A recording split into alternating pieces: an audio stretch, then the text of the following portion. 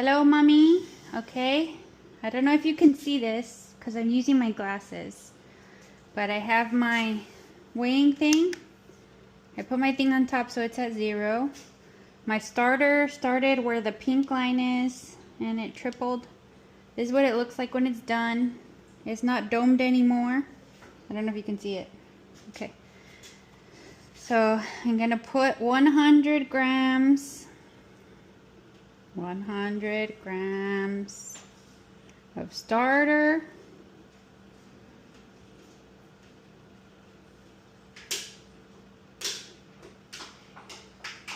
It's getting there. Come on, Clint.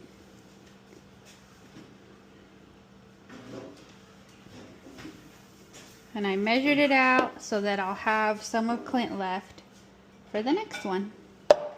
And I'm just gonna put his top back on. Okay, so I have 100 grams of starter. And then I'm going to add 350 grams of purified water. It's warm. You can either boil water and let it cool down, or you can do boiled water and cold water until you can keep your finger in it and it's nice and warm, like lukewarm. Because if it's too hot, you'll kill Clint. So back to 0. 350 grams.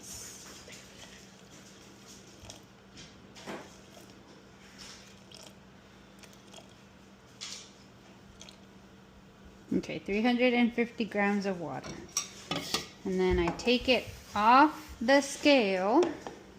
And this is a Dutch whisk. It just makes it easier. And you're just gonna mix it and mix it and mix it until it's all foamy and none of the starter comes off on the whisk.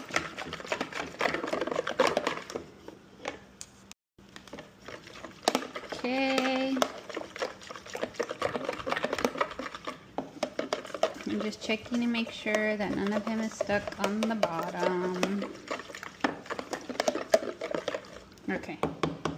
And I keep my water on the side because you're going to have to wet your hands when you stretch and fold it. Okay, so I'm putting my starter and water mix back on the scale. Zero it out. And then you add your flour. This is the flour that I use. You can buy it at Walmart. At the Walmart, you can buy it. You don't have to use that one. You can just use regular all-purpose flour. Alright, so I'm going to add 500 grams of flour.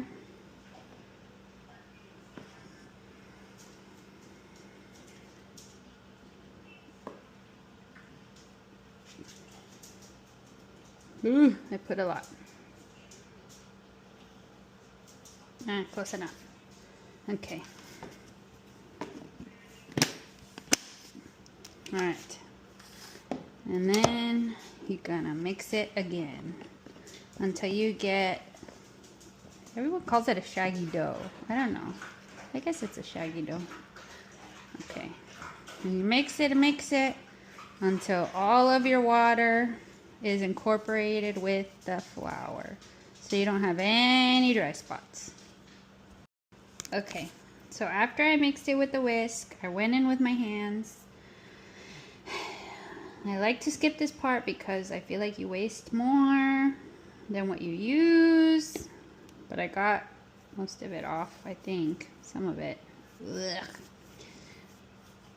I'm just gonna get off as much as I can and get it into the bowl. Okay, now here's the important part. Do not just wash your hands. Wipe off as much as you can. Okay, we're back. My hands are clean.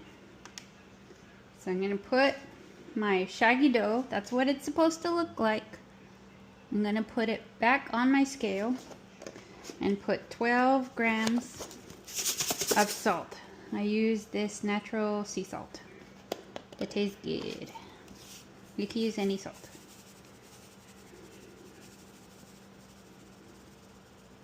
Whoop, I went over it. This is gonna be a salted one. Okay, turn off my scale. And then I use this Tupperware because it's just easier to see it rise. So I'm gonna put my lid on my Tupperware and set a timer for 30 minutes. And after 30 minutes, I'll do my first stretch and fold. Okay, so the timer just went off. The salt sucked up a bunch of water. I'm gonna wet my hand all around so it doesn't stick, and I'm just gonna pull up on all the sides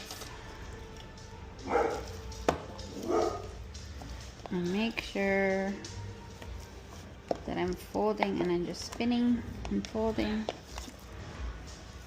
so that all of the salt gets incorporated.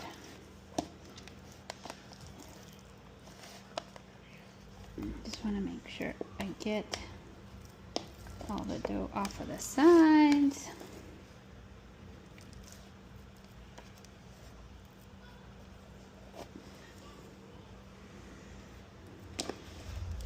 Okay. And normally that would be the end of your fold, but because I want to incorporate all the salt, I'm just gonna grab it and push and pull it into itself.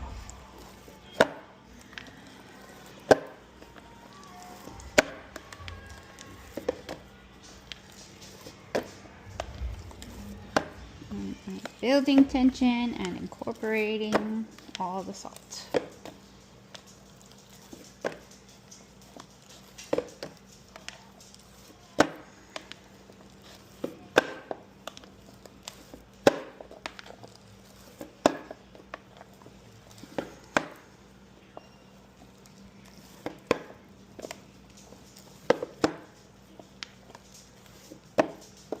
Okay.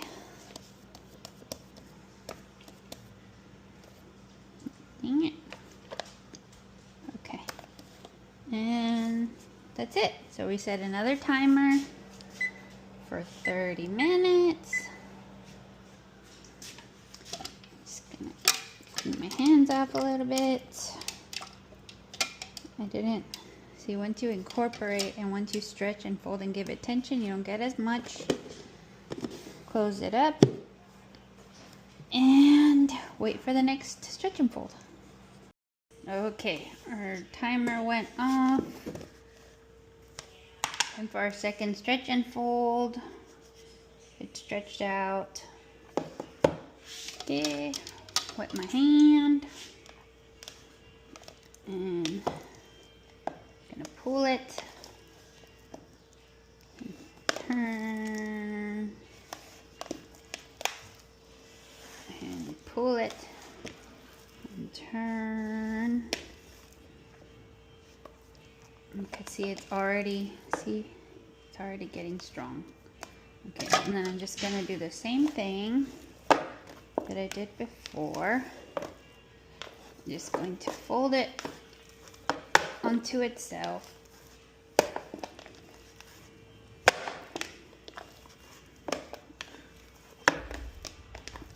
Until it makes a nice tight ball again. And that. And there we go.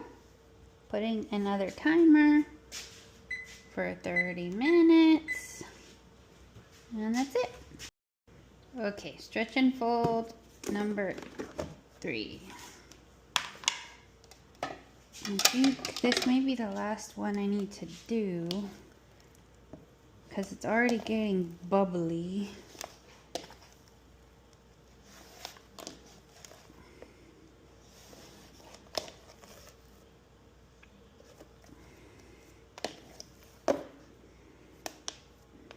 Okay.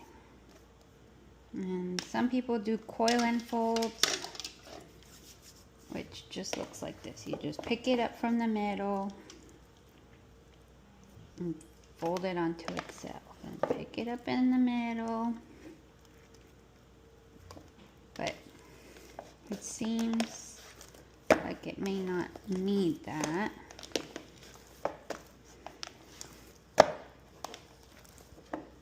I'm just gonna ball it up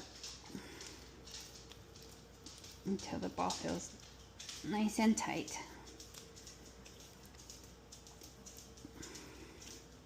I'm just folding it onto itself. You don't have to do this. You can just do the last coil and fold and leave it alone. And see, it's already getting little bubbles. So put that back in there.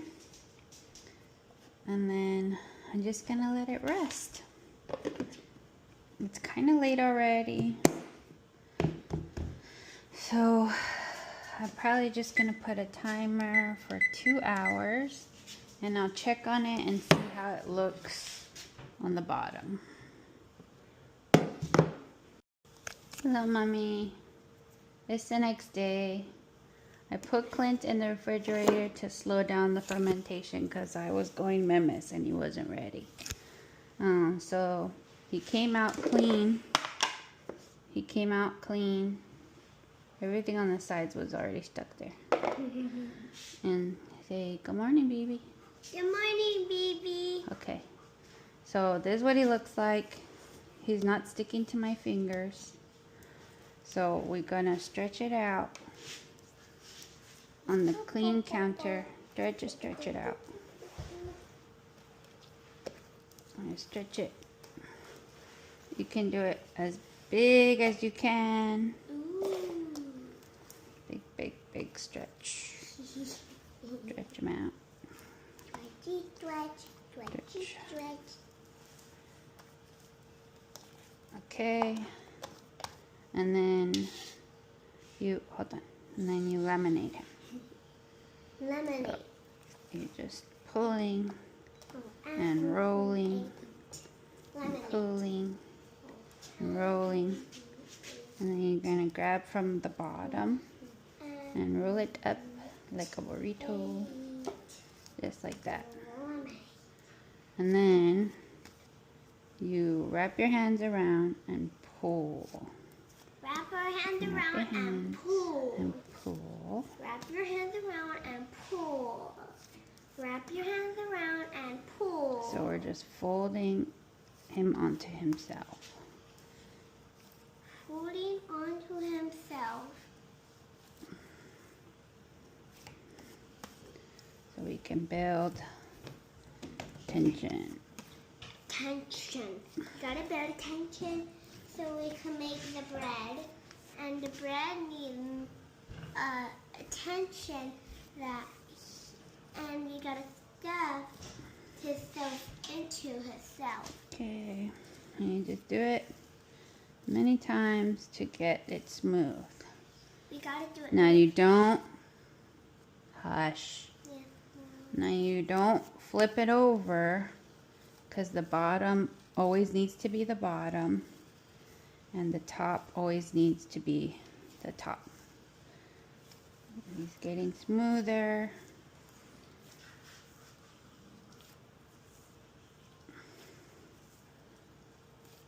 You can use a scraper so that you get all the little bits that get stuck to the counter. I don't. I just clean the counter afterwards. Okay. Okay, so now it's nice and round. I'm gonna get this. I don't know what this is called. I use white rice flour around my banneton so that it doesn't stick, and also because rice flour doesn't burn, so when you put it in the oven it won't burn the top. So get my rice flour and I'm just gonna sprinkle it all around the banneton. Okay, and then because of the shape that I want, I'm just trying to push it into an oval. And I'm gonna scoop it up and toss it in. Okay, oh, it's not as I want it. Put it right in the middle because it is gonna expand. And then you're gonna pull from both sides. And that's just gonna build up the tension a little bit more.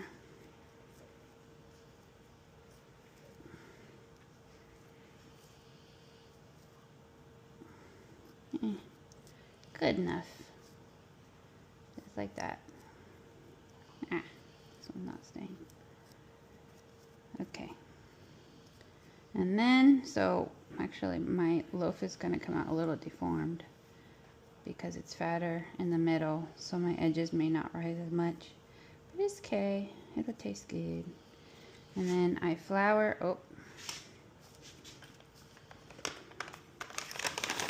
I'm gonna flour on top and get around the edges so it doesn't stick. Just like that. And then I'm gonna put a shower cap. It's not really a shower cap, it's a proofing plastic thingy. I sent you the link on Amazon. Like that. And then into the fridge. I'll probably leave it in the fridge for about 3 hours since it sat in the fridge overnight.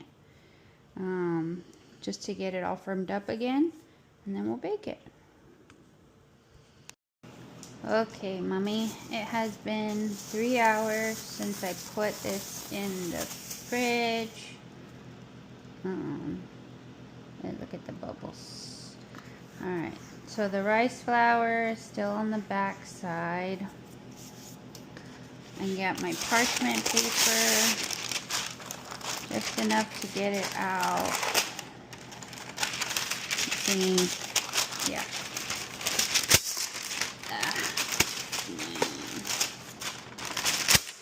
Dang it. There we go. Okay. The struggle is real. Alright. So I'm going to put my parchment paper on top. You can use a bread sling, which will normally come when you order like the kits. But because I'm using the roast pan and I'm adding ice cubes, I'm not going to use the bread sling. Normally, it's better when you're using like the what you call it? The heavy duty ones. So I'm just gonna flip it. And because I put my rice flour in my banneton, it didn't stick. I'm just gonna spread around the rice flour so it covers it.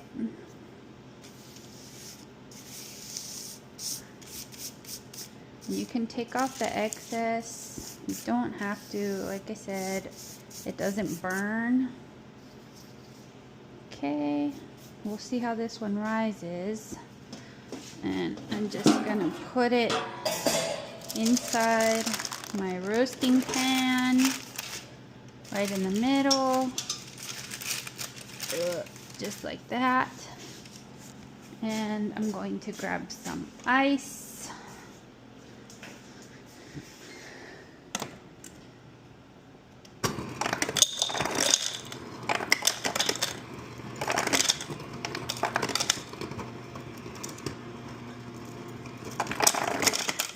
Okay.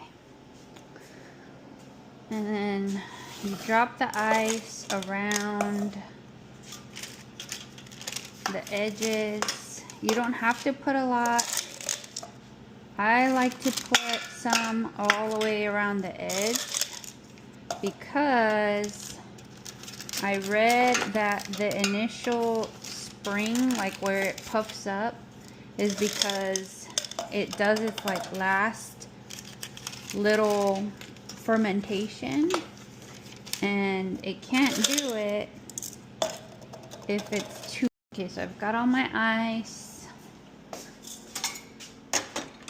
I like using a roasting pan because it heats up really fast, so you don't have to preheat it. You can just put it in cold And then, oh, my hair. This is what I use to score. We're gonna do the scoring 10 minutes in to give it a chance to get a little puffy. Okay, so our oven has been heated to 450 degrees. I have just enough space to put that in. And then I put a timer for 10 minutes and then we wait. Okay, so the timer has gone off. So we are going to pull, don't burn me. I'm gonna pull this out.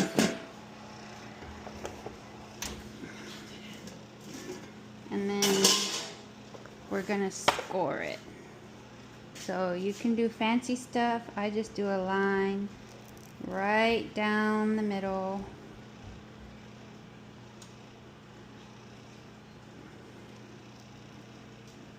Okay, just like that. And cover it back up.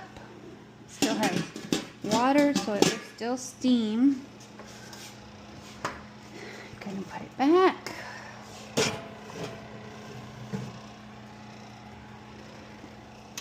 And set a timer for 35 minutes. Okay, our timer just went off. So we're gonna see how we're looking. Sometimes 40 minutes is a sweet spot, sometimes it's 35. We're gonna see. Oh, foggy. Okay. We're gonna see how we're looking. Take off the lid. Beautiful. So it got nice and puffy. I knew it was gonna be a little bit deformed. Our bottom is not as brown as I would like it to be, so I'm just gonna put it back in the oven upside down so the bottom can get nice and brown. And we're just gonna do that for about 4 minutes. There we go. Okay, so our timer just went off for cooking or browning the bottom. I'm just gonna take them out. See, nice and brown. Oh, foggy. Ugh. Okay, I'm gonna turn this off and the light. Okay, and I have a cooling rack ready to go. So I'm just gonna take them out. Some people do a test to knock on the bottom, and it's nice and crunchies, and that's it. We let it cool for an hour, and then after that we can cut into it and see what it looks like. So I'm gonna put a timer for 1 hour to let it cool down, and then we'll cut into it. Okay, the time is up. So our loaf has cooled. You can hear the crunchies. And let's see. So we're gonna cut it. This is a bread slicer. You don't have to get this. You can use like a bread knife. And I just gonna start at the end. It has a nice crust.